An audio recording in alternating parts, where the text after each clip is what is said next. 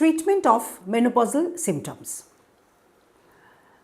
Menopausal সিমটমসের মধ্যে vasomotor symptom বা হট ফ্লাশ, নাইট সোয়েটস এগুলো ভীষণ প্রমিনেন্ট হয় কোনো কোনো মহিলার ক্ষেত্রে। এর ট্রিটমেন্ট দুরকমভাবে হয়, একটা নন হরমোনাল ট্রিটমেন্ট আর একটা হরমোনাল ট্রিটমেন্ট।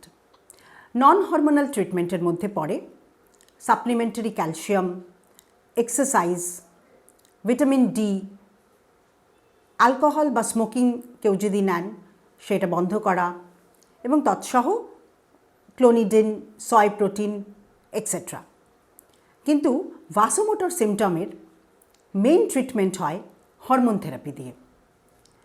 সব মহিলার হরমোন থেরাপি দরকার হয় না, কারো কারোর ক্ষেত্রে ভাসোমোটর সিমটমটা এতটাই ইরিটেটিং হয় তাদেরকে হরমোন থেরাপি দিতে হয়। আর একটা স্পেশাল গ্রুপ অফ ওমেন আছে যাদের হরমোন থেরাপি মাস্ট, যেমন কারোর যদি প্রিম্যাচিওর ওভারিয়ান ফেলিয়ার হয়, অর্থাৎ 35 বছরের আগেই দেখা গেল মেনোপজ হয়ে গেল, বা কারোর যদি সার্জিক্যালি ওভারিটা অনেক আগে কোনো কারণের জন্য বাদ দিতে হয়, বা কারোর রেডিয়েশন থেরাপি হয়েছে অনেক কম বয়সে অন্য কোনো ক্যান্সারের জন্য, যার জন্য ওভারির ফাংশনটা লস হয়ে গেছে। এই সমস্ত ক্ষেত্রে হরমোন থেরাপি অনেক কম বয়সেই দিতে হয়। এই হরমোন থেরাপির বেনিফিটস কি? 1 নম্বর হচ্ছে ভাসোমোটর সিমটমটাকে ভীষণভাবে কন্ট্রোল করে।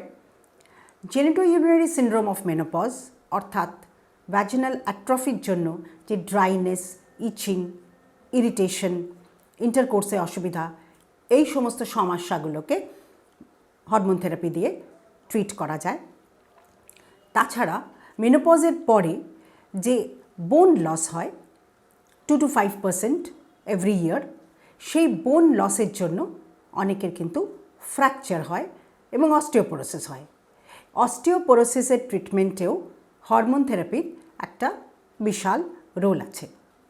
কিন্তু হরমোন থেরাপির কিছু কিছু রিস্ক আছে, সেই জন্য হরমোন থেরাপি সবসময় লোয়েস্ট ডোজে শর্টেস্ট পসিবল টাইমের জন্য দেওয়া হয়। কারণ লং টার্ম হরমোন থেরাপি দিলে তার একটা রিস্ক হলো ইউটেরাইন ক্যান্সার হওয়া, ব্রেস্ট ক্যান্সারেরও একটা ছোট রিস্ক থাকে, থ্রম্বোসিসের রিস্ক থাকে কিছু কিছু ক্ষেত্রে। সেই জন্য হরমোন থেরাপি আমরা দেব অল্প দিনের জন্য শর্টেস্ট পসিবল ডোজে। কখন শুরু করলে সবথেকে ভালো? হরমোন থেরাপিটা মেনোপজ হওয়ার 10 বছরের মধ্যে অথবা 60 বছরের নিচে শুরু করলে সবথেকে ভালো ফল পাওয়া যায়, অথচ রিস্কটাও মিনিমাম হয়। আর কোন কোন ক্ষেত্রে আমরা হরমোন থেরাপি দিতে পারি না? যে কোনো ক্ষেত্রে যদি আনডায়াগনোজড ব্লিডিং হয় সেক্ষেত্রে দেওয়া যাবে না, কারোর অ্যাক্টিভ লিভার ডিজিজ থাকলে দেওয়া যাবে না, অ্যাক্টিভ গল ব্লাডার ডিজিজ থাকলে দেওয়া যাবে না, কারোর যদি থ্রম্বোসিসের হিস্ট্রি থাকে আগে তাহলে দেওয়া যাবে না। সেই জন্য হরমোন থেরাপি নিয়ে নানান কথা প্রচলিত থাকলেও জানবেন হরমোন থেরাপি যদি শর্টেস্ট পসিবল টাইমে ঠিক ইন্ডিকেটেড কেসে দেওয়া যায় তাহলে পোস্ট মেনোপজাল সিমটমসগুলিকে ট্যাকল করার জন্য hormone therapy is the best therapy. Thank you.